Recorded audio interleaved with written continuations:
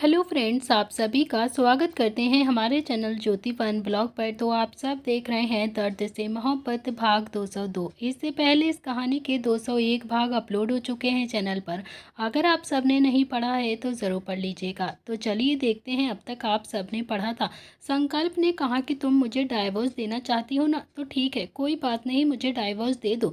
इतना कहकर उसने केक की प्लेट उठाई और फिर सिया की तरफ बढ़ा दी और फिर खुद सीधा बालकनी में जाकर खड़ा हो जाता है। सिया काफी ज्यादा हैरानी से संकल्प को घूर कर देख रही थी। सच में संकल्प कितना ज्यादा कमीना था। उसने अपनी बात भी कह दी और फिर इतना ज्यादा सफाई के साथ झूठ बोलकर चला गया था। अब देखते हैं आगे इस कहानी में क्या होता है। सिया जो थोड़ी देर पहले कितने चाह से केक खा रही थी, अब तो उसका बिल्कुल भी मन नहीं हो रहा था केक खाने का। भी एक नजर संकल्प की तरफ देखा जो कि अभी बालकनी में आराम से खड़ा हुआ था और फिर वो पैर पटक कर कमरे से चली जाती है। उसके जाते ही संकल्प के चेहरे पर तो बड़ी सी मुस्कुराहट आ गई थी और फिर वो बोलता है कि बीवी, इतनी आसानी से छोड़ने वाला नहीं हो तुम्हें। तुमने मुझे बहुत ज़्यादा परेशान किया है। अब तुम्हारे दिल की बात तो तुम्हें ही पहले बोलनी पड़ेगी, मैं नहीं बोलने वाला हूँ तुमसे। तो वहीं सिया ने भी अब केक फ्रिज में रखा और फिर हाथ बांध कर गुस्से में खुद से बोलती है कि संकल्प पता नहीं खुद को क्या समझता है। कभी कभी ऐसा लगता है कि जैसे झूठ बोलता है और कभी कभी ऐसे लगता है कि इस इंसान से सच्चा इंसान तो शायद दुनिया में कोई होगा ही नहीं। पर जो भी है, मुझे क्यों पागल बना कर रखा है इसने। ये कहते हुए सिया की आंखों में हल्का हल्का सा पानी आ गया था और तभी वहां पर निर्भय आता है। उसने सिया की तरफ देखा और कहा कि क्या हुआ भाभी, यहाँ पर क्यों खड़ी हो तुम। तो सिया ने भी निर्भय की तरफ देखा और फिर हल्की आवाज में बोलती है कि आप भी तो यहाँ पर हैं। निर्भय बोलता है कि मैं तो निशी के लिए आइसक्रीम लेने के लिए आया था, लेकिन तुम यहाँ पर क्यों खड़ी हो। क्या तुम भी किसी के लिए आइसक्रीम लेने के लिए आई थी या फिर कुछ खाने के लिए आई थी। संकल्प से लड़ाई तो नहीं हो गई ना। सिया बोलती है कि नहीं, उनसे क्यों लड़ाई होगी मेरी, बस ऐसे ही केक रखने के लिए आई थी फ्रिज में। सिया जैसे ही वहां से जाने की हुई तभी निर्भय बोलता है कि भाई अच्छा है मेरा, क्यों डाइवोर्स देना चाहती हो तुम उसे। सिया ने भी पलट कर अब निर्भय की तरफ देखा और फिर बोलती है कि मैं आपके भाई को डाइवोर्स नहीं देना चाहती हूँ। मैं क्यों भला उनको डाइवोर्स दूंगी। मेरा दिमाग बहुत ज़्यादा खराब था, समझ में नहीं आ रहा था कि मैं क्या करूँ, क्योंकि उस वक्त मुझे बहुत ज़्यादा गुस्सा आ रहा था संकल्प पर और क्या ना करूँ, इसीलिए डाइवोर्स की मांग कर ली थी मैंने। लेकिन अपने भाई को देखा है कभी मेरे दिल की बात नहीं समझते हैं। सब कुछ बोल देंगे और फिर कह देंगे कि मजाक कर रहा था, झूठ बोल रहा था, या फिर बातों को ऐसे ही घुमा देते हैं। पता नहीं क्या क्या बोल देते हैं। कभी नहीं होता है कि साफ साफ मुझसे आकर बात कर लें, मेरे दिल की फीलिंग्स को समझने की कोशिश करें, या फिर मुझसे ही आकर पूछ लें। ये कहते हुए सिया की आंखें एकदम से भर आई, क्योंकि अब उसे सच में संकल्प की जरूरत थी और प्यार की भी जरूरत थी। वो भी संकल्प के साथ मूव ऑन करना चाहती थी।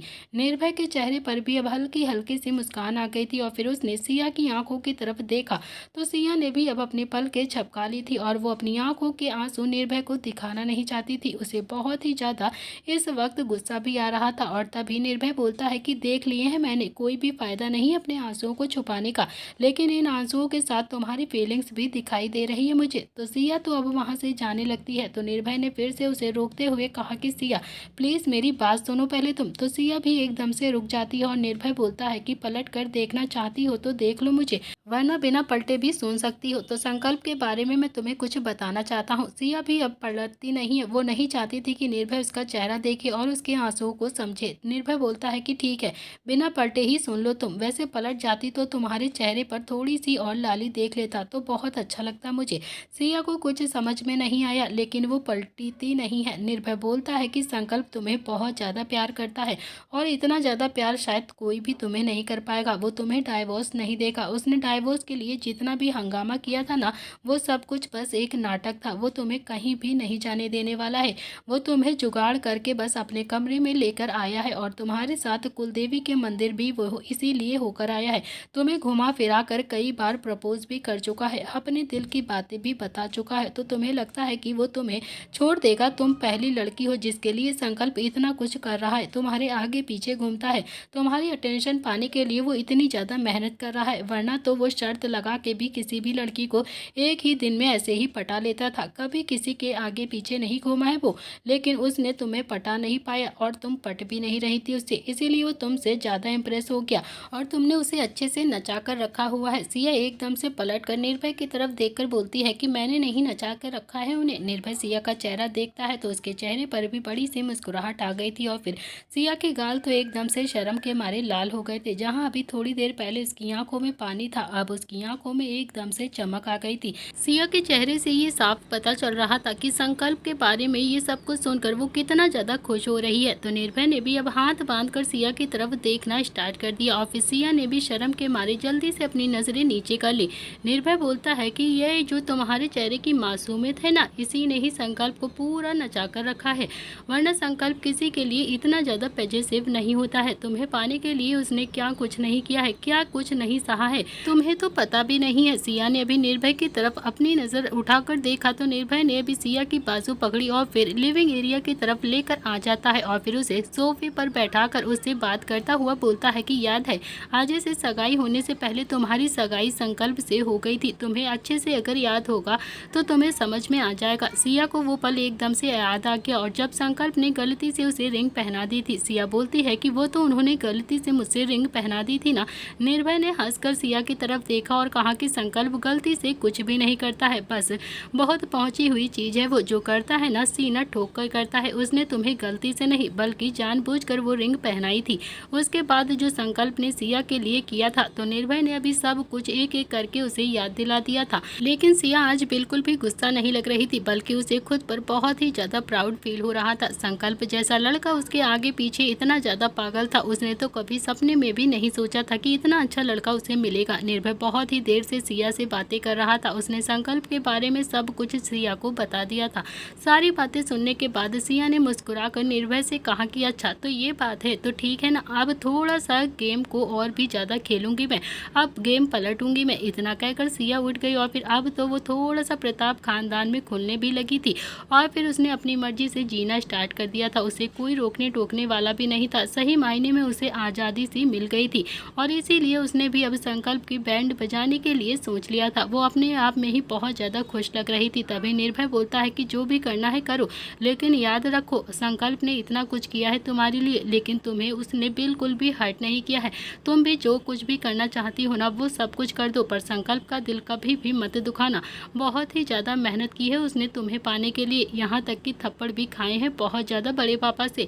सिया ने भी हाँ में अपनी गर्दन हिलाई और फिर अपने कमरे में चुपचाप से चली जाती है। कमरे में जब वो आती है तो उसने देखा संकल्प बालकनी में खड़ा हुआ था। सिया संकल्प को देखे जा रही थी। वो बहुत सारी बातें एक एक करके याद करने लगती है, जो कुछ भी निर्भय ने अभी उसे नीचे बताया था, जो निर्भय ने उसे सारी बातें बताई थी, उसे सोचकर वो बहुत ज़्यादा मुस्कुरा रही थी। एक सेकंड के लिए तो सिया का मन हुआ कि वो जाकर अभी संकल्प को पीछे से अपने गले लगा ले, लेकिन फिर कुछ सोचकर वो एकदम से रुक जाती है और फिर वो अपने चेहरे पर बड़ी सी परेशानी से भरी सीरियसनेस लाते हुए धीरे धीरे संकल्प की ओर बढ़ने लगती है। लेकिन जैसे जैसे वो संकल्प की ओर बढ़ रही थी उसे वो सब कुछ याद आ रहा था, जो कुछ भी संकल्प ने कुल देवी मंदिर में जाकर किया था और सब कुछ उसने जो मोबाइल में उसे दिखाया था, वो सब कुछ याद करके सिया को फिर से एकदम से हंसी आ गई थी और उसका दिल सच में बहुत ज़्यादा बागबान हो गया था। लेकिन उसने जल्दी से अपनी हंसी को जैसे तैसे कंट्रोल किया और फिर संकल्प के पास जाकर खड़ी हो जाती है। संकल्प ने भी सिया की तरफ देखा और फिर बहुत ही प्यार से मुस्कुराकर कहा कि मैंने ऐसे ही बोल दिया था तुम्हें, लेकिन तुम तो यार सच में केक वापस रखने के लिए फ्रिज में चली गई, प्लीज़ खा लो ना केक, तुम्हें जब इतना ज़्यादा पसंद है। तो सिया भी अपने चेहरे पर थोड़ी सी उदासी लाते हुए बोलती है कि नहीं बस अब नहीं खाना है मुझे, थैंक यू तुमने मुझे पूछ लिया, वरना मुझे ना आज तक कभी किसी ने कुछ भी नहीं पूछा है, कभी किसी ने केक के लिए तो कुछ पूछा ही नहीं है। संकल्प बोलता है कि मैं हूँ ना, मैं पूछूंगा तुमसे, अच्छा चलो बताओ तुम्हें क्या क्या पसंद है सिया, तुम्हारी सारी पसंद जानना चाहता हूँ मैं। सिया थोड़ा सा उदास मन से बोलती है कि मुझे हॉरर मूवी, वाटर पार्क, झूले, पेंटिंग करना ये सब कुछ बहुत ज़्यादा पसंद है, लेकिन ये तभी पसंद था जब नानू जिंदा थे, उसके बाद तो तुम जानते ही हो ना मेरी ज़िंदगी कैसे मैंने जी है। इतना कहकर सिया अब चांद की तरफ देखने लगती है और फिर संकल्प का दिल जो जोरों से धड़कने लगता है। सिया भी काफ़ी ज़्यादा उदास होते हुए संकल्प को देख रही थी, तो संकल्प को अब बिल्कुल भी अच्छा नहीं लगता था जब सिया उदास हो रही थी। तो संकल्प बोलता है कि चलो तुम्हारे सारे शौक पूरे करते हैं आज के आज ही। तो सिया भी मुस्कुरा कर संकल्प को देखने लगती है और फिर वो बोलती है कि सच में तुम मेरे साथ हॉरर मूवी देखने चलोगे, तुम्हें डर नहीं लगता है? और फिर हाँ, वाटर पार्क भी चलोगे क्या? तो संकल्प ने भी हाँ में अपनी गर्दन हिला दी, लेकिन मन ही मन खुद से बड़बड़ाता हुआ बोलता है कि यार संकल्प, ये तू क्या कर रहा है? इसे इम्प्रेस करने के चक्कर में तू अपनी ही बैंड क्यों बजवा रहा है? तू इसके सामने, तुझे ना हॉरर मूवी पसंद है देखना और ना ही तुझे वाटर पार्क जाना पसंद है। अब क्या करेगा तू? लेकिन अब क्या ही करूं यार, क्या ना करूं, ये तो कुछ समझ में नहीं आ रहा है। मर्द सबसे ज्यादा अपनी पसंदीदा औरत के सामने ही तो झुकता है ना। तो ठीक है ना संकल्प, झुक जा यार, थोड़ी सी हिम्मत कर दे यार। ये काम बस एक बार सिया तेरे करीब आ गई ना, और फिर वो इस घर को छोड़कर कभी भी नहीं जाएगी, हमेशा के लिए तेरी हो जाएगी। संकल्प बहुत ही प्यार से बोलता है कि हाँ हाँ क्यों नहीं, कल ही चलते हैं ना हॉरर मूवी देखने के लिए। सिया ने भी हाँ में अपनी गर्दन हिला दी और फिर वो बोलती है कि वाटर पार्क में जो नीचे वाले झूले होते हैं ना, ऊपर से नीचे आते हैं, वो मुझे बहुत ज्यादा पसंद है। तुम्हें पसंद है ना संकल्प? संकल्प ने भी जल्दी से हाँ में अपनी मुंडी हिला दी और फिर हालांकि उसे ये सब कुछ बिल्कुल भी पसंद नहीं था, लेकिन बेचारा अब वो कर भी क्या सकता था। अब संकल्प द ग्रेट मैन ने जुबान दे दी थी तो फिर अब तो उसे करना ही था। सिया बोलती है कि फिर तो बहुत ही ज्यादा मजा आएगा संकल्प, पहले हम हॉरर मूवी देखेंगे। और फिर उसने अपने कमरे में आकर टीवी की तरफ इशारा करते हुए कहा कि संकल्प, हम तो हॉरर मूवी यहाँ पर भी देख सकते हैं ना, हमें बाहर जाने की जरूरत नहीं है। संकल्प तो पहले से ही बहुत ज्यादा हिम्मत करके ये बात को बोल रहा था, उसे तो अब बहुत भी ज्यादा डर लगने लगा था। ऊपर से सिया का ये बोलना कि वो आज ही मूवी देखेगा, तो फिर तो उसकी हिम्मत एकदम से जवाब दे रही थी। मगर फिर भी उसने बातों को संभालते हुए प्यार से कहा कि इस छोटी सी टीवी में देखने में क्या ही मजा आएगा सिया, हम ना बड़ी वाली टीवी पर देखेंगे, कल मैं तुम्हें हॉल में दिखाकर लेकर आऊंगा, बड़ा मजा आएगा वहाँ पर, बड़ी स्क्रीन पर तुम देखोगी तो और भी अच्छा लगेगा। सिया थोड़ा सा मुंह बनाते हुए बोलती है कि लेकिन मेरा मन तो अभी कर रहा है ना देखने का, पर कोई बात नहीं, कल देख लेंगे। ओके, तो संकल्प बोलता है कि नहीं नहीं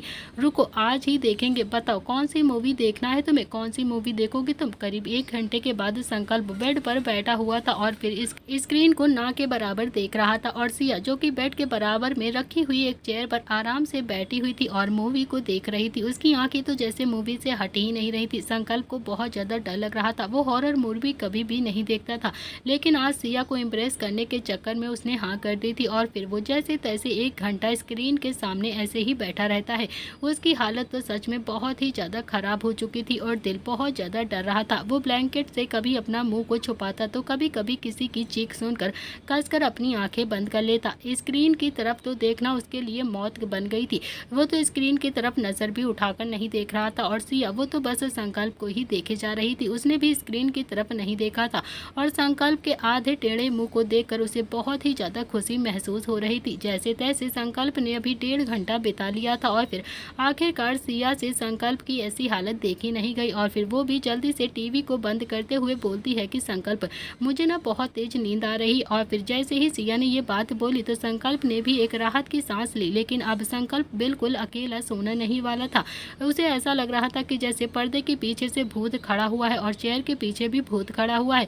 वो अपने कमरे में नजर घुमा रहा था, उसे हर जगह ऐसा महसूस हो रहा था कि जैसे अभी कोई आत्मा निकल कर बाहर आएगी और फिर उसे पकड़ लेगी। और सिया जो अंगड़ाई तोड़कर सोफे पर जाकर आराम से बैठ गई और फिर थोड़ी देर के बाद अपनी आंखें बंद करके लेट जाती है। संकल्प जैसे ब्लैंकेट में बैठा हुआ था बस वैसे ही बैठा रहता है। थोड़ी देर के बाद सिया ने अपनी हल्की सी आंख खोलकर देखी और फिर वो बोलती है कि संकल्प, तुम्हें नहीं सोना है क्या, लाइट बंद कर दूं क्या? तो संकल्प अपने डर को कंट्रोल कर रहा था और फिर वो कुछ सोच कर बोलता है कि तुम सोफे पर क्यों सो रही हो सिया, यहाँ पर आकर बेड पर आराम से सो जाओ ना, वहाँ पर मत सो। सिया बोलती है कि ये कैसी बातें करते हो आप संकल्प, मेरा तुम्हारा डाइवोर्स होने वाला है और फिर मैं तुम्हारे साथ कोई लिविंग में नहीं रहना चाहती हूँ, प्लीज मैं कोई लगाव नहीं रखूंगी तुमसे, तुम समझ रहे हो ना? तो संकल्प अभी कमरे में नजर घुमाता हुआ बोलता है कि यार मेरे कहने का मतलब ही ये है कि मैं सो जाऊंगा सोफे पर, तुम यहाँ पर आकर सो जाओ। तो सिया बोलती है कि क्यों क्यों कोई प्रॉब्लम है क्या, मैं सो जाऊंगी ना यहाँ पर, वैसे भी ये सोफा छोटा है और फिर तुम इतने लंबे चौड़े हो, ठीक से फिट भी नहीं हो पाओगे इस सोफे में, मैं यहाँ पर सो जाऊंगी, तुम वहाँ बेड पर सो जाओ, कोई भी प्रॉब्लम नहीं है, तुम आराम से सो जाओ, मैं लाइट बंद कर देती हूँ। तो सिया भी जैसे ही उठकर लाइट बंद करने के लिए 2 कदम आगे की तरफ चली, तभी संकल्प थोड़ा तेज आवाज में बोलता है कि नहीं नहीं रहने दो ना, लाइट बंद करने को प्लीज, कोई जरूरत नहीं है, लाइट को जलने दो, ऐसे ही सो जाते हैं। सिया मुंह बनाकर बोलती है कि लेकिन लाइट जलती रहेगी तो फिर मुझे नींद नहीं आएगी ना संकल्प का दिल तो अभी पहले से ही जोरों से धड़क रहा था और फिर ऊपर से इस कमरे में देखकर उसका दिमाग तो अब और भी ज्यादा खराब हो रहा था। ऐसा लग रहा था कि जैसे फार्म हाउस का सबसे बड़ा कमरा उसी को ही मिल गया हो। तो संकल्प बोलता है कि वो क्या है ना कि मैं अपने दोस्त से चैट करूंगा तो अंधेरे में फ़ोन नहीं देखना चाहिए ना, आंखों पर इफेक्ट पड़ता है। ये तो तुम अच्छे से जानती ही होगी ना कि आंखें खराब हो जाती हैं अंधेरे में फ़ोन चलाने से। 10 मिनट और उसके बाद मैं खुद ही लाइट को बंद कर दूंगा, तुम जाकर आराम से सो जाओ। तो सिया भी वापस से सोफे पर आ गई थी और फिर लेट गई थी। उसने भी अपनी आंखें बंद कर ली थी और फिर उसे बहुत ज़्यादा हंसी आ रही थी, लेकिन वो हंसी थी बिल्कुल भी नहीं है। तो वहीं संकल्प अपने डर को कंट्रोल करने में लगा हुआ था। वैसे तो मार पिटाई करते हुए उसे बिल्कुल भी डर नहीं लगता था, एक बार में ही 4 आदमी को पटक देता था, लेकिन हॉरर मूवी, वाटर पार्क, इन सब से उसे बहुत ज़्यादा डर लगता था। और फिर सिया को इम्प्रेस करने के चक्कर में वो हर बात में हाँ हाँ बोलता जा रहा था। और फिर थोड़ी देर के बाद संकल्प भी बेड पर लेट जाता है, लेकिन तभी उसे बालकनी का पर्दा थोड़ा सा हिलता हुआ नजर आता है। संकल्प फिर से डर के मारे उठ के बैठ जाता है और फिर अपना सलाइवा गटकने लगता है। उसने देखा तो बालकनी का दरवाज़ा भी हल्का सा खुला हुआ था, लेकिन दरवाज़ा बंद करने की हिम्मत तो अब संकल्प में हो ही नहीं रही थी। उसके हाथ पैर तो कांप रहे थे। संकल्प ने सिया को आवाज़ लगाते हुए कहा कि सिया, सिया तुम सो गई क्या? तो सिया, सुनो ना प्लीज़, सिया तुम सो गई हो क्या? सिया सोई नहीं थी, बस अपनी आंखें बंद किए हुए संकल्प के डर को एंजॉय कर रही थी और मन ही मन मुस्कुरा रही थी। संकल्प जैसे तैसे बेड से उतरता है और फिर बालकनी की तरफ एक कदम आगे की तरफ बढ़ा और अचानक ही हवा चली और फिर पर्दा जो थोड़ा सा ऊंचा ऊपर की तरफ उठ जाता है और संकल्प की चीख एकदम से निकल गई। सिया ने कसकर अपनी आंखें बंद कर ली और फिर उसके चेहरे पर बड़ी सी मुस्कान आ चुकी थी। फिर वो सोफे पर उठकर बैठती है और फिर संकल्प को देखने लगती है। संकल्प डर के मारे सिया के पास आकर बैठ गया था और फिर उसने सिया को अपनी बाहों में भर लिया था, कसकर उसके गले लग गया। और संकल्प के ऐसे करने से सिया मन ही मन मुस्कुरा रही थी और फिर उसने भी थोड़ा सा अनजान बनते हुए संकल्प के चेहरे को अपने हाथों में भरकर प्यार से कहा कि क्या हुआ, तुम डर क्यों रहे हो संकल्प, तुम्हें डर लग रहा है क्या? तो संकल्प ने भी अपना सलाइवा गटका और फिर एक बार फिर से हिम्मत करते हुए सिया की तरफ देखा और बोलता है कि नहीं नहीं, मैं तो डरता नहीं हूँ ना, मुझे बिल्कुल भी डर नहीं लग रहा। किसने कहा कि मैं डर रहा हूँ? सिया बोलती है कि तो फिर तुम इतनी तेज से चीखे क्यों? तो संकल्प बोलता है कि चीखा मतलब क्योंकि मेरे पैर में चोट लग गई थी इसलिए। इतना कहकर संकल्प ने जल्दी से अपना पैर पकड़ लिया और फिर सिया जो संकल्प को ही देखती रहती है और संकल्प जो अपने पैर को देख रहा था। सिया संकल्प से जितना ज़्यादा नज़दीक जाती उसे संकल्प से उतना ही ज़्यादा प्यार होता। अब तो सिया के दिल में भी संकल्प के लिए बहुत ज़्यादा प्यार आ चुका था। सच में संकल्प बहुत ही ज़्यादा नौटंकी था, बहुत ज़्यादा क्यूट था, मारपीट में भी सबसे आगे और नौटंकी करने में भी अपने पापा को भी पीछे छोड़ देता था। संकल्प अपने पैर को दबाता हुआ बोलता है कि यहाँ बहुत ज़्यादा दर्द हो रहा है सिया, प्लीज़ देखो ना, चोट लग गई है मुझे। सिया की नज़रें तो संकल्प के से हट ही नहीं रही थी। जब से निर्भय ने संकल्प की करतूतों के बारे में सिया को बताया था तब से सिया बहुत ही ज़्यादा प्यार से संकल्प को देखे जा रही थी। और फिर संकल्प, उसने तो सिया को ऐसे देखा ही नहीं था कभी, वरना आज ही दोनों के बीच में सारी दूरियां खत्म हो जाती। वो तो बहुत ज़्यादा डर रहा था। सिया बहुत ही प्यार से संकल्प का पैर उठाकर अपनी गोद में रखती है और फिर उसके पैरों पर हल्का हल्का सा मसाज देते हुए प्यार से बोलती है कि यहाँ दर्द हो रहा है संकल्प, बताओ कहाँ पर दर्द हो रहा है तुम्हारे? तो संकल्प ने एक नज़र सिया की तरफ देखा और फिर सिया जो संकल्प के पैर को देख रही थी। अचानक से संकल्प अपने होश में वापस आया और फिर अपने पैर से सिया की गोद से उठाता हुआ बोलता है कि ये क्या कर रही हो तुम, पाप चढ़ाओगी क्या मेरे सिर पर? यार तुम मेरे पैर को अपनी गोद में क्यों रख रही हो? सिया हैरानी से संकल्प को देखने लगती है और फिर संकल्प बोलता है कि हाँ और क्या, पाप ही तो चढ़ा रही हो तुम मेरे सिर पर। सिया बोलती है कि पाप कैसे पाप चढ़ा रही हूँ मैं तुम्हारे सिर पर? संकल्प खड़ा हो गया और बोलता है कि अरे यार, बड़ी माँ कहती है कि पत्नी घर की लक्ष्मी होती है, लक्ष्मी, और फिर कोई लक्ष्मी से भी पैर दबाता है क्या? नहीं, छोड़ो मेरे पैर को, हमारे घर में कोई भी अपनी पत्नी से पैर नहीं दबाता है। हाँ, अगर कोई सीरियस इंजरी हो जाए तो फिर बात बिल्कुल अलग होती है। तो सिया तो पहले से ही संकल्प से बहुत ही ज़्यादा इम्प्रेस हो चुकी थी और फिर उसकी ऐसी बातें उसे और भी ज़्यादा अच्छी लग रही थी। फिर वो हल्की आवाज़ में बोलती है कि तो तुम्हें भी तो पैर में चोट लगी हुई है ना, तो लाओ दिखाओ मुझे कहाँ पर लगी है। संकल्प बोलता है कि नहीं रहने दो, ज़्यादा चोट भी नहीं लगी है, ओके मैं ठीक हूँ। इतना कहकर संकल्प बेड पर आकर लेट गया और फिर अब जाकर उसका डर थोड़ा सा कम हुआ था। पर बिना सिया के उसे नींद कहाँ आने वाली थी, उसे तो थोड़ा थोड़ा अभी भी डर लग रहा था। सिया ने भी अब संकल्प को देखा और फिर एक मीठी सी मुस्कुराहट के साथ सोफे पर जाकर फिर से लेट जाती है। और फिर अगली सुबह जब संकल्प की आंखें खुलती हैं तो उसने अपने हाथ पर भार महसूस किया। संकल्प ने पलट कर देखा तो सिया उसके बाजू पर सिर रखकर आराम से सो रही थी। सिया को अपने पास लेटा हुआ देखकर संकल्प तो बहुत ज्यादा हैरान हो गया था। संकल्प की आंखें हैरानी से फैल गईं और उसे अच्छे से याद था कि वो बेड पर अकेले ही सोया था और सिया जो सोफे पर सो रही थी। तो सिया यहाँ पर कैसे आ गई थी? तभी सिया की भी आंखें एकदम से खुल जाती हैं और फिर कुछ देर देर तक तो वो संकल्प को ऐसे ही देखती रहती है। संकल्प सिया को ही देखे जा रहा था और फिर कहीं ना कहीं उसे इस बात की एकदम से घबराहट भी हो रही थी कि अब सिया जरूर पूछेगी कि वो यहाँ पर कैसे आई, किसने उसे यहाँ पर लेटा दिया था। और फिर जैसा संकल्प ने सोचा था ठीक वैसा ही हुआ था। सिया जानबूझकर थोड़ा सा नाटक करके उठकर बैठती है और बोलती है कि मैं यहाँ पर कैसे आई संकल्प।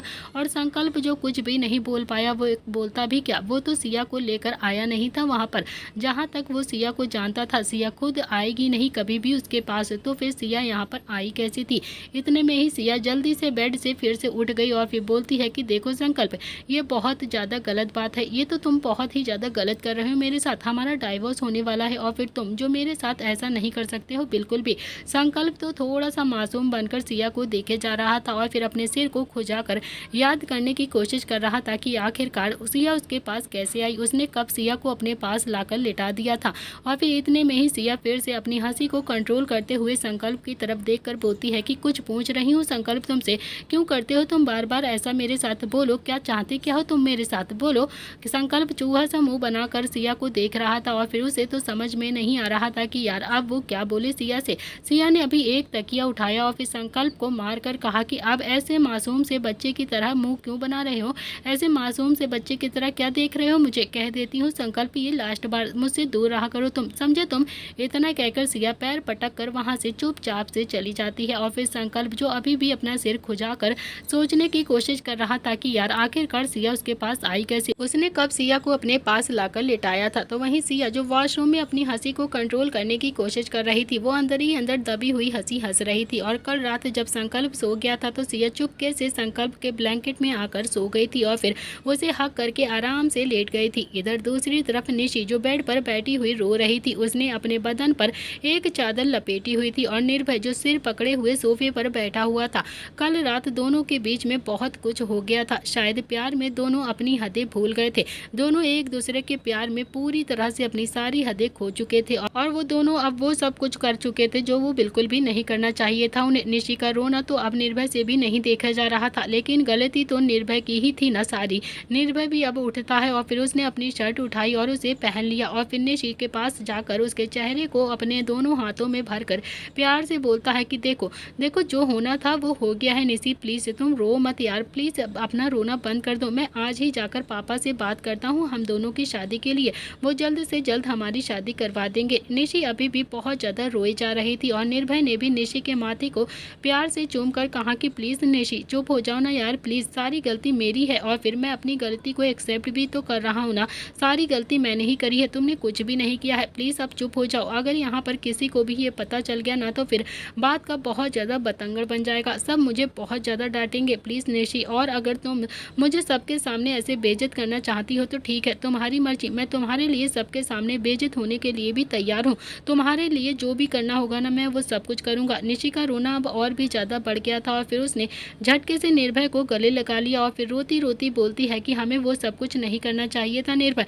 तुमने ना आज बहुत ज्यादा गलत कर दिया है, हमसे पाप हो गया है, पाप मैं मम्मी पापा को कैसे फेस करूंगी। निर्भय निशी के बालों को प्यार से सहलाता हुआ बोलता है कि निशी मैं कह रहा हूँ ना सब कुछ ठीक हो जाएगा, जो हो गया है सो हो गया है, मैं आज ही पापा से जाकर बात करूंगा और फिर वो जल्द से जल्द हमारी शादी करवा देंगे, तुम ना बिल्कुल भी फिक्र मत करो, कुछ भी नहीं होगा। इतना कहकर निर्भय ने निशी को थोड़ा सा खुद से दूर किया और फिर उसके माथे को प्यार से चूम लिया और फिर उसे कपड़े उठाकर देते हुए बोलता है कि प्लीज प्लीज निशी अब शांत हो जाओ, लो तुम्हारे कपड़े लो पहन लो जल्दी से, तुम्हारी आंखों में तुम्हारे भाई आंसू देखेंगे ना तो फिर बहुत ज्यादा गलत समझेंगे, खासकर मेरे बारे में यार। निशी ने भी हाँ में अपनी गर्दन हिलाई और फिर हल्की आवाज में बोलती है कि प्लीज निर्भय प्लीज जल्द से जल्द शादी की बात करोगे ना अब तुम घर में। तो निर्भय बोलता है कि हाँ हाँ बिल्कुल जरूर करूंगा, जल्द से जल्द बात, बस तुम अब ऐसे आंसू मत बहाओ यार, अपने कपड़े पहन लो। निशी ने भी हाँ में अपनी गर्दन हिलाई और फिर निर्भय जो पलट कर खड़ा हो गया, लेकिन उसका दिमाग तो अभी बहुत ज्यादा खराब हो चुका था। फिर वो सीधा बालकनी की तरफ चला जाता है, उसने भी अपनी आंखें बंद की हुई थी, उसे कल रात की सारी बातें याद आ गई थी। तो चलिए देखते हैं फ्रेंड फ्लैशबैक, निशी और निर्भय के बीच में जो अनजाने में गलती हो गई थी वो कैसे हो गई थी। तो चलिए देखते हैं फ्लैशबैक। कल रात का समय था, कल रात की रात बहुत ही ज्यादा घनी और हवाएं तूफानी चल रही थी। निर्भय आइसक्रीम लेकर निशी के कमरे में गया था उसे खिलाने के लिए। निशी जो बालकनी में आराम से खड़ी हुई हवा का मजा ले रही थी। निर्भय निशी के पास गया और फिर उसे आइसक्रीम का कप देते हुए बोलता है कि ये तुम्हारा तुम्हारा 5वां कप है। निशी, इतनी ज़्यादा आइसक्रीम क्यों खाती हो यार? इसके बाद no ice cream no chocolate. Okay. तो निशी भी अब आइसक्रीम का कप लेकर आराम से सोफे पर आकर बैठ गई और फिर से आइसक्रीम को खाने लगती है। निर्भय कुछ देर तक तो ऐसे ही खड़ा रहता है और फिर निशी के पास आकर बैठ जाता है। निशी ने थोड़ी ही देर में आइसक्रीम फिर से खा ली थी और फिर निर्भय जो धीरे धीरे निशी की गोद में अपना सिर रख कर आराम से लेट गया था। निशी ने भी निर्भय को हल्का सा पुश करते हुए कहा कि आप यहीं पर सोओगे क्या? उठो, भाई ने अगर देख लिया ना तो बहुत ज़्यादा गुस्सा करेंगे। आप जाकर ना अंदर जाकर सो जाओ, मैं यहाँ पर सो जाऊंगी, आप दूसरे कमरे में जाइए। तो निर्भय बोलता है कि निशी यार, मैं तुम्हारे लिए आइसक्रीम लेकर आया हूँ और फिर तुम्हें नहीं लगता है कि तुम्हें भी मेरा मुँह मीठा करना चाहिए? कम से कम एक बार मुझे मुँह मीठा तो करा दो। तो निशी के चेहरे पर भी बड़ी सी मुस्कुराहट आ गई थी और फिर वो अच्छे से जानती थी कि निर्भय अभी उससे क्या कहने की कोशिश कर रहा है, वो उसके साथ क्या करने वाला है। तो निशी ने भी थोड़ा सा जोर लगाकर उसे धक्का दिया और फिर निर्भय भी धड़ाम से सोफे से जाकर अब बालकनी में गिर गया था। निशी तो अभी जोर से हंसने लगी थी, लेकिन निर्भय को तो बहुत ही ज़्यादा गुस्सा आ गया था और फिर निर्भय जो गुस्से में उठकर अपनी पैंट झाड़ रहा था और वहाँ से गुस्से से जाने लगता है। तो निशी भी एकदम से शांत हो गई थी निर्भय का गुस्सा देखकर। निर्भय अपनी बाजुओं को फोल्ड करता हुआ निशी के कमरे के गेट तक आ गया था और फिर तभी निशी आवाज़ लगाते हुए प्यार से बोलती है कि निर्भय, निर्भय गुस्सा हो गया हो क्या तुम? प्लीज़ प्लीज़ मुझसे गुस्सा मत होना, मैं तो बस मजाक कर रही थी। निर्भय ने भी पलटकर निशी की तरफ घूर कर देखा और बोलता है कि नहीं, खुशी से जा रहा हूँ, गुस्से से नहीं जा रहा हूँ। निशी भी समझ गई थी कि निर्भय अभी बहुत ज़्यादा गुस्सा हो गया है उससे। वो अभी कमरे के गेट से बाहर जाता उससे पहले ही निशी ने निर्भय की कलाई पकड़ ली और फिर उसे अपनी तरफ खींचा और फिर जल्दी से दरवाजे को बंद कर दिया और फिर निर्भय को देखकर प्यार से बोलती है कि यार मैं सच बोल रही हूँ, मैंने तो बस थोड़ा सा मजाक किया था आपके साथ, मगर आप तो सच में बहुत ज़्यादा गुस्सा हो गए मुझसे। तो निर्भय भी अब निशी की आंखों में देखकर एक एक शब्द को चबाते हुए दांत पीसते हुए बोलता है कि मैं तुम्हारे लिए आइसक्रीम लेकर आ रहा हूँ, वो भी नीचे से, और फिर तुम्हें अपने पलकों पर बैठा कर रखता हूँ, तुम्हारी हर एक चीज़ को मानता हूँ, तुम्हें जरा सी चोट आ जाती है तो इतना ज़्यादा बेचैन हो जाता हूँ, तुम्हारे लिए पूरे दिन पागल रहता हूँ, और तुम हो कि तुम मुझे धक्का दे रही हो,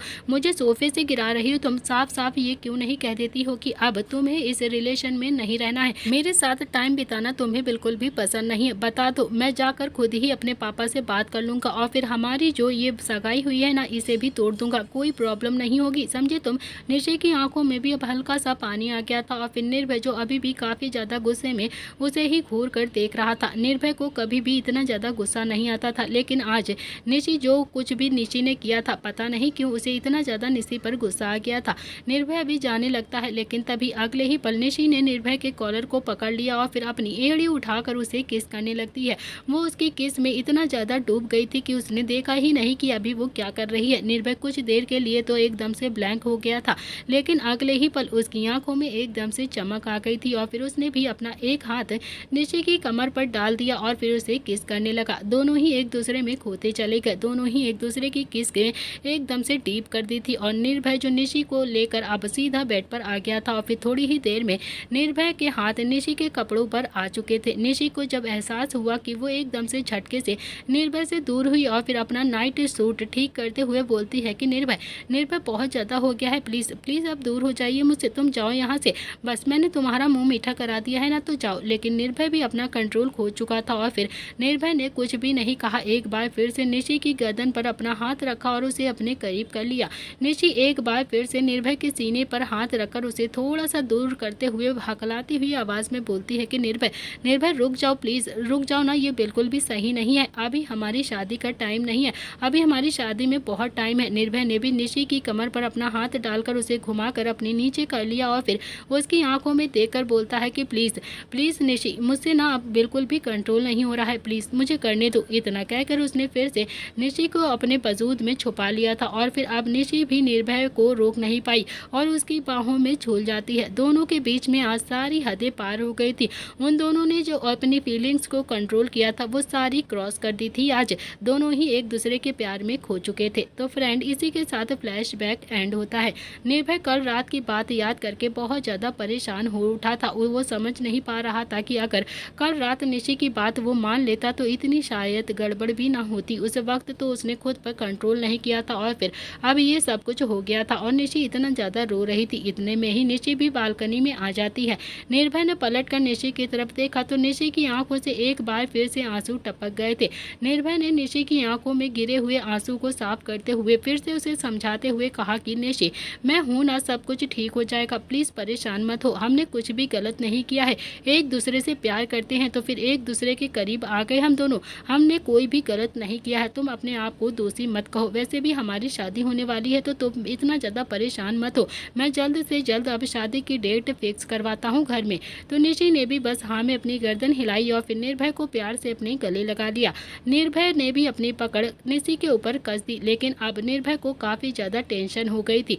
थोड़ी देर के बाद फार्म हाउस के बाहर गाड़ियां आकर खड़ी हो गई थी, सब वापस जाने वाले थे और रोहान अभी वहां से जाना नहीं चाहता था, वो कुछ दिन रूही के साथ वहीं पर रुकना चाहता था और फिर इसीलिए ही तो वो फार्म हाउस आया था उसका बर्थडे मनाने के लिए, जिस वजह से रोहान को भी अब सबके साथ बेमन ही वापस जाना पड़ा। सब गाड़ियों में बैठे हुए थे और निर्भय ने भी संकल्प की बाजू पकड़ी और फिर उसे एक तरफ लेकर गया। तो संकल्प बोलता है कि क्या हुआ? निर्भय ने कहा कि यार कल रात एक गड़बड़ हो गई है, मुझसे बहुत ज़्यादा बड़ी गड़बड़ हो गई है। संकल्प बोलता है कि क्या क्या कर दिया है तूने, बता मुझे। तो निर्भय संकल्प के कान में अब सारी बातें जाकर बता देता है और जैसे जैसे निर्भय बोल रहा था वैसे वैसे संकल्प की आंखें तो हैरानी से फैल रही थी और कान एकदम से खड़े हो गए थे।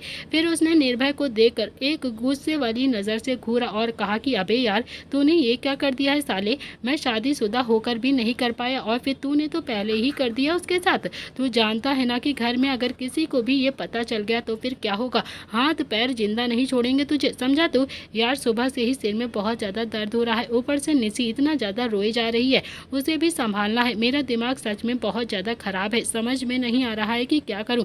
निर्भय ने भी संकल्प की तरफ देखते हुए कहा कि यार कुछ जुगाड़ बता मुझे। कुछ सोच कर संकल्प ने कहा कि यार एक ही तो सोल्यूशन है, घर में अब किसी को भी ये पता ना चले, इससे पहले ही शादी हो जाए तेरी। तो निर्भय ने भी हाँ में अपनी गर्दन हिलाते हुए कहा कि हाँ यार मैं भी तो यही सोच रहा हूँ, लेकिन तू तो जानता ही है ना कि पापा ने 6 महीने के बाद की डेट निकाली है और फिर 6 महीने तक तो क्या मेरी निशी ऐसे ही रोती रहेगी, मैं उसे इतना ज़्यादा रोता हुआ नहीं देख सकता हूँ। यार तू ना कुछ कर प्लीज़, तू मेरा भाई है ना, कोई जुगाड़ भिड़ा यार जिससे मेरी और निशी की शादी जल्द से जल्द हो जाए। तो संकल्प ने भी अब निर्भय के कंधे पर अपना हाथ मारकर कहा कि साले मैं हूँ ना, कुछ नहीं होगा, तू ना इतना ज़्यादा परेशान मत हो और हाँ ज़्यादा गिल्ट मत हो, तू समझा? तो वो तुझे प्यार करती है और तू उससे इतना ज़्यादा प्यार करता है तो फिर ज़बरदस्ती थोड़ी ना करी है तूने निशी के साथ, वैसे भी तुम दोनों की शादी बहुत जल्द होने वाली है तो तू बिल्कुल भी फिक्र मत कर, कोई ना कोई सोल्यूशन तो निकाल ही लेंगे हम, अब तो टेंशन मत ही ले तू, समझा? तो निर्भय और संकल्प दोनों ही अब सीधा स्टडी रूम के बाहर आकर खड़े हो गए थे, लेकिन दोनों में से अभी किसी की भी हिम्मत शादी की बात करने की नहीं हो रही थी। संकल्प निर्भय की तरफ देख रहा था और निर्भय जो संकल्प को बार बार धीरे धीरे धक्का दे रहा था। निर्भय ने संकल्प को देखकर कहा कि भाई बहुत ज़्यादा डर लग रहा है मुझे। तो संकल्प बोलता है कि अबे तेरा नाम निर्भय किसने रखा दिया, किसने रखा है तेरा नाम निर्भय, जब देखो बस डरता रहता है तू।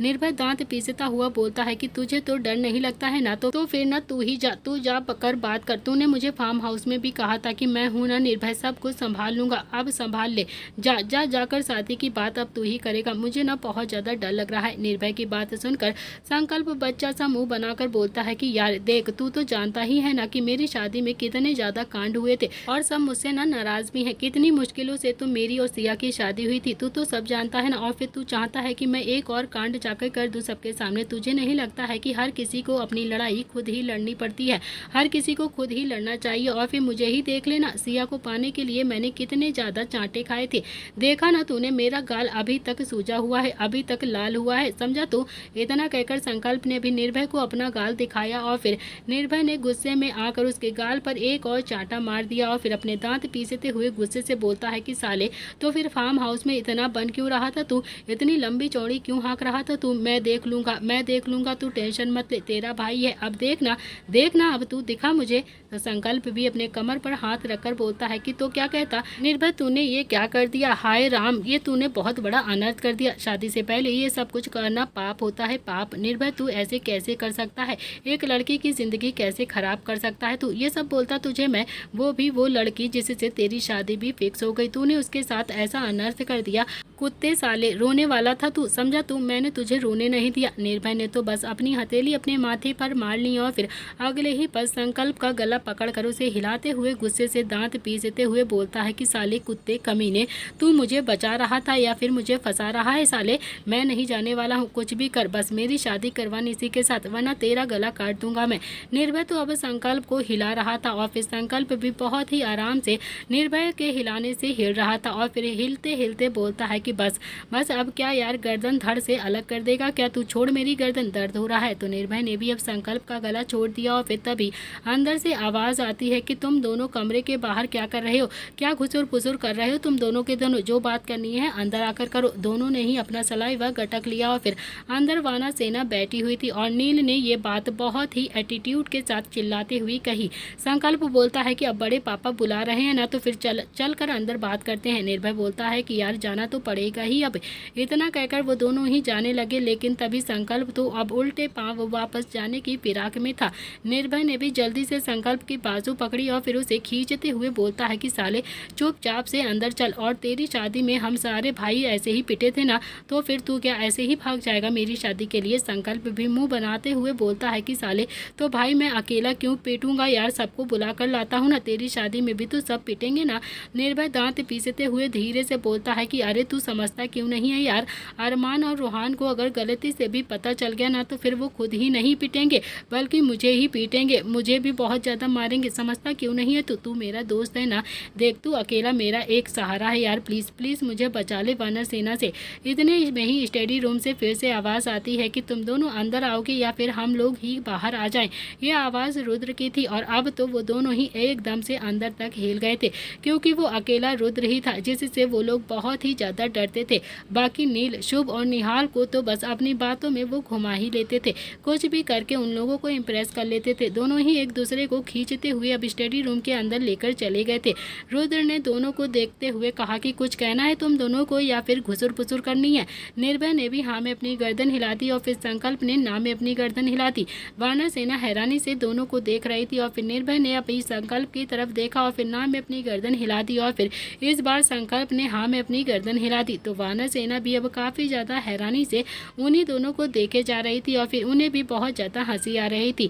आखिरकार नील ने भी हंसते हुए कहा कि हुआ क्या है तुम दोनों को, कुछ बोलना है तो बोलो ना, हम यहीं पर बैठे हैं, डरने की कोई ज़रूरत नहीं है, तुम्हारी बात सुन लेंगे, बताओ क्या बोलना चाहते हो। संकल्प बोलता है कि बड़े पापा आप तो ऐसे ही बैठे रहते हो। अगले ही पल संकल्प ने अपने मुंह पर हाथ रख लिया और फिर उम्मीद भरी नजरों से वानरसेना को देखने लगता है। तो चारों को एकदम से हंसी आ गई थी और फिर नील बोलता है कि हम चारों यहाँ पर इसीलिए बैठते हैं क्योंकि हमें बहुत ज़्यादा अच्छा लगता है, एक दूसरे के साथ टाइम स्पेंड करते हैं, एक दूसरे के साथ बातें करते हैं और फिर जब तुम लोग भी एक पड़ाव पर पार कर लोगे ना, तो फिर तुम लोग भी ऐसे ही एक साथ यहाँ पर आकर बैठोगे, अपने दिनों को याद करोगे। बस हम भी ऐसे ही बैठकर यहाँ पर अपने दिनों को याद करते हैं, बातें करते हैं। संकल्प अपने बालों में हाथ मारता हुआ बोलता है कि मतलब आप लोग काम नहीं करते हो, बस यहाँ पर आराम से गप्पे लड़ाते हो, बातें करते हो आके।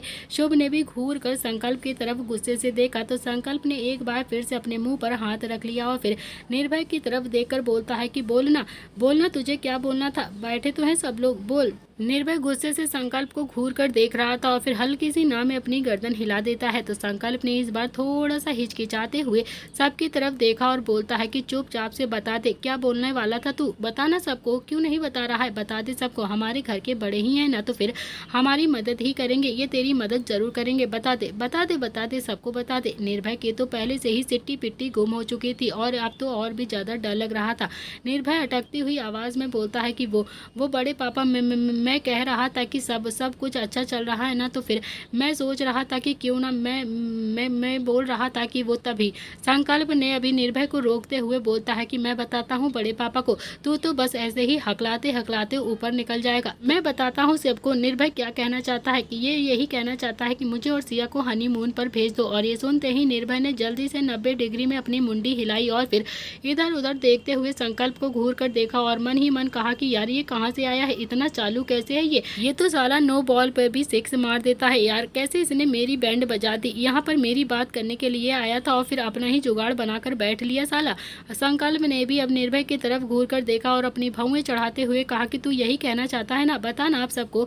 अब तो निर्भय के पास कोई ऑप्शन भी नहीं बचा था, उसने भी हल्की सी हाँ में अपनी गर्दन हिला दी और फिर संकल्प ने मुस्कुरा कर वानरसेना की तरफ घूर कर अपनी बत्तीसी दिखा दी और फिर शर्म के मारे अपनी नजरें भी जल्दी से नीचे कर ली। शुभ ने भी संकल्प को घूर कर देखा और कहा कि ठीक है, तुम्हारी माँ पहले सिया से पूछेगी और अगर उसने हाँ कर दिया तो फिर तुम्हारी मांगे पूरी कर दी जाएंगी, तुम लोग हनीमून पर जा सकते हो। संकल्प ने एकदम से अपनी आंखें निकालकर शुभ की तरफ घूर कर देखा और फिर मन ही मन बोलता है कि यार इन सब में सिया कहाँ से बीच में आ गई, तो आप तो मेरे पापा हो ना, या फिर सिया के पापा हो। शुभ भी थोड़ा सा अकड़ कर बोलता है कि बेटा मुझे पता है, मेरे ही बछड़े हैं, कितने दांत हैं तेरे, समझा तू। अब चुपचाप से चले जाओ यहाँ से, नहीं तो चाटा मार कर बाहर तक छोड़ कर आऊंगा अभी के अभी। मेरे सामने ये ना स्मार्टनेस मत दिखाया कर तू, मेरे सामने तेरी कोई भी स्मार्टनेस नहीं चलती है, ते बस दांत फाड़ कर खड़ा हो जाता है। तुम्हारा बाप हूँ मैं, तुमसे ज्यादा स्मार्ट हूँ, समझा तू। तो संकल्प अभी कुछ बोलता उससे पहले ही निर्भय ने संकल्प की बाजू पकड़ी और फिर उसे स्टडी रूम से खींचता हुआ बाहर लेकर आता है और बोलता है कि अबे तू कितना ज्यादा चालाक है यार, तू चल ना, मामू नाराज हो जाएंगे बहुत ज्यादा। इतना कहकर निर्भय जैसे तैसे संकल्प को खींचकर बाहर की तरफ लेकर आ गया था और फिर बाहर आते ही दिशा जो कि मंदिर की थाली लेकर जा रही थी वो बोलती है कि क्या हुआ है तुम दोनों को, ऐसे मुंह क्यों उतरा हुआ है तुम दोनों का, ऐसा लग रहा है कि जैसे मुंह पर 12 बजे हुए हैं। तो संकल्प ने भी अब दिशा को उंगली दिखाते हुए कहा कि आप ना अपने पति को समझा कर रखा करो, हर वक्त बस आपके बेटे को डांटा करते हैं, किसी दिन इस घर में बहुत ही ज्यादा उल्टा सीधा हो जाएगा, अनर्थ हो जाएगा इस घर में, अपने पति को समझा लो। और ये सुनते ही दिशा ने पलट कर उल्टे हाथ का एक चांटा संकल्प के गाल पर जड़ दिया और फिर अपनी उंगली दिखाकर बोलती है कि मेरे शुभ के बारे में अगर कुछ भी तूने उल्टा सीधा कहा ना तो फिर घर से बाहर खड़ा कर दूंगी तुझे, समझा तू। और फिर हाँ, वानर सेना तुम्हें घर से बाहर खड़ा करती है ना, तब तो तुम लोग घर के अंदर भी आ जाती हो, अगर मैंने गलती से भी घर से बाहर तुम दोनों को खड़ा कर दिया ना तो फिर तो वानर सेना भी क्या, इतनी हिम्मत नहीं है किसी के अंदर, कोई भी तुझे अंदर लेकर आ जाएगा, समझा। तो चुपचाप से हट मेरे सामने से, अब हट आगे से, जो मुंह में आता है बस बोल देता है, पागल कहीं का।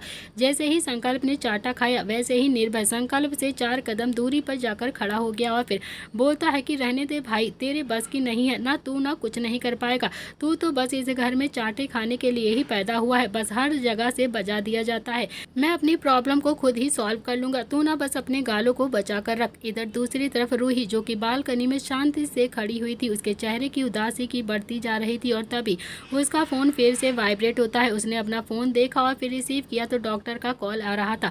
रूही बोलती है कि क्या सच में मैं कभी भी प्रेग्नेंट नहीं हो सकती, क्या मैं सच में कभी माँ नहीं बन पाऊंगी, डॉक्टर बताइए ना।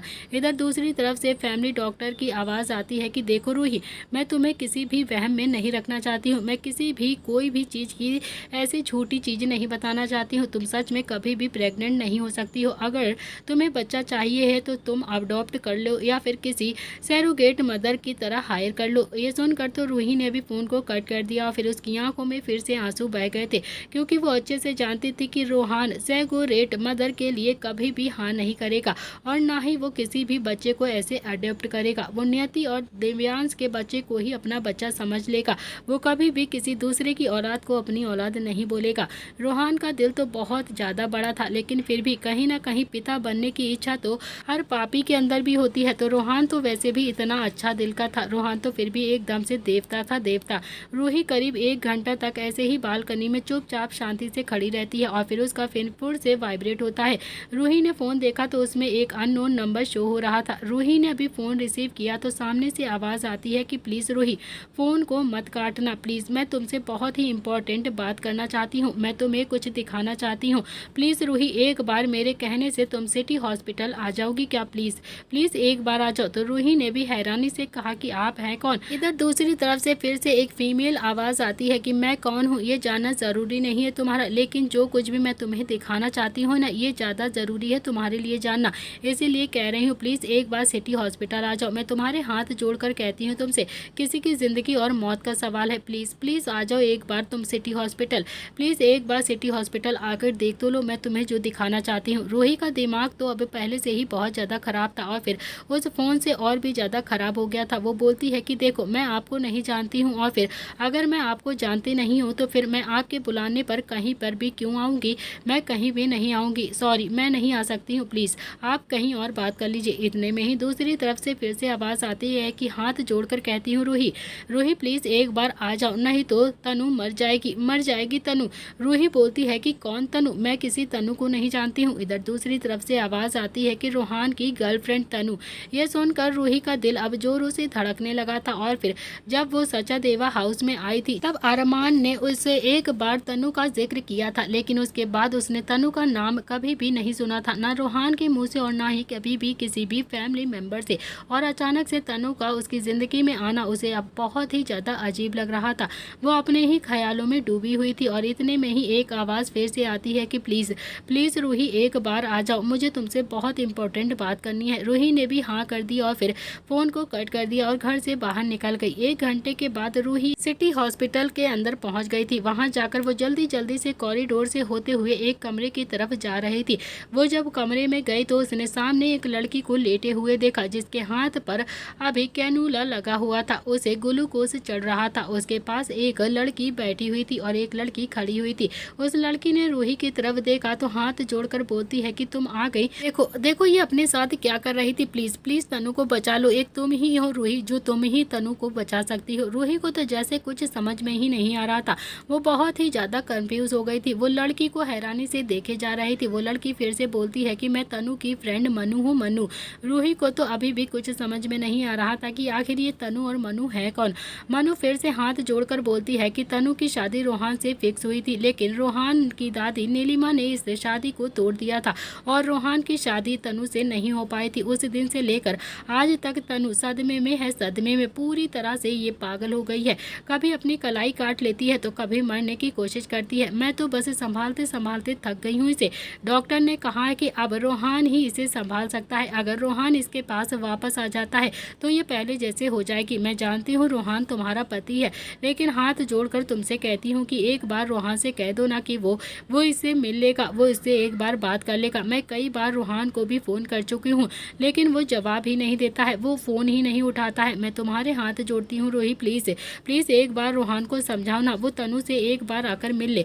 रूही को तो जैसे कुछ भी नहीं समझ में आ रहा था। रूही फिर से सोचने लगी और फिर तनु जो बेहोशी की हालत में लेटी हुई थी, रूही की आंखों में हल्का सा पानी गिर गया था। तो वो कुछ सोचकर मन ही मन बोलती है कि क्या सोच रही है रूही, क्या सोच रही है? तो रोहान ने हमेशा तेरा साथ दिया है, तुझे पलकों पर बैठा कर रखा है, तेरे माँ बाप से भी तुझे उसने ही मिलवाया है, तुझे रानी की तरह रखा है। क्या तेरा भी फर्ज बनता नहीं है क्या रोहान की जरूरतों का ख्याल रखे तू? आज नहीं तो कल रोहान को बच्चे का लालच जरूर होगा। हो सकता है कि तेरे और उसके बीच में बहुत सारी लड़ाइयाँ भी होने लगे, वो तुझसे नफरत भी करने लगे। तो क्या तू ना इस खूबसूरत से रिश्ते को ऐसे ही मोड़ पर लाकर छोड़ देगी? रूही अपने ही ख्यालों में गुम हुई थी कि तभी मनु ने फिर से कहा कि रूही प्लीज़ प्लीज़ एक बार रोहान को लेकर आओ ना, वो तनु से मिल लेगा, प्लीज़ एक बार ले आओ उसे। रूही ने भी मनु की तरफ देखते हुए कहा कि हाँ मैं लेकर आऊँगी रोहान को, जल्द ही लेकर आऊँगी। फिर वो बिना पलटे ही वहाँ से चली गई और फिर उसके जाते ही मनु ने भी गहरी सांस ली और फिर तनु को उठाते हुए कहा कि उठ जा गई तेरी सौतन। तनु भी जल्दी से बेड पर आराम से उठकर बैठ गई और फिर मनु ने भी बैग में से सिगरेट निकाली और फिर तनु की तरफ बढ़ाते हुए बोलती है कि पर यार तू ये कर क्यों रही है, तू ना एकदम से ऐसे पागल क्यों हो रही है उस रोहान के लिए? तनु बोलती है कि अरे यार पैसे चाहिए मुझे ना बहुत सारे पैसों की ज़रूरत है और फिर पैसे मुझे या तो रूही दे सकती है या फिर रोहान दे सकता है। तू जानती है ना कि पापा का बिजनेस तो एकदम लगभग चौपट ही हो गया है, 1 रुपये भी नहीं दे पाते हैं वो मुझे एक लग्जरी लाइफ चाहिए जैसे मैं पहले जीती थी और फिर वो लग्जरी लाइफ मुझे रोहान ही दे सकता है और कोई नहीं। यार अच्छा खासा तो शादी हो रही थी मेरी उसके साथ जब वो अंधा था, पता नहीं मेरे दिमाग में भी क्या आ गया था और फिर मैंने भी इस रिश्ते को ठुकरा दिया था। पर कोई बात नहीं, अब मैं रोहान को कहीं भी नहीं जाने दूंगी, कुछ ना कुछ करके बस उसे अपना कर ही रहूंगी। दोस्तों इसी के साथ इस कहानी का आज का एपिसोड यहाँ पर समाप्त होता है। ये बेवकूफ़ लड़की, इसे लगता है कि ये रोहान को पटा लेगी और फिर हाँ आप लोग प्लीज़ अच्छा रूही को गाली मत देना, बस यहाँ पर ये ट्रेंड थोड़े दिनों के लिए ही होगा, फिर रूही रोहान के बीच में सब कुछ ठीक हो जाए।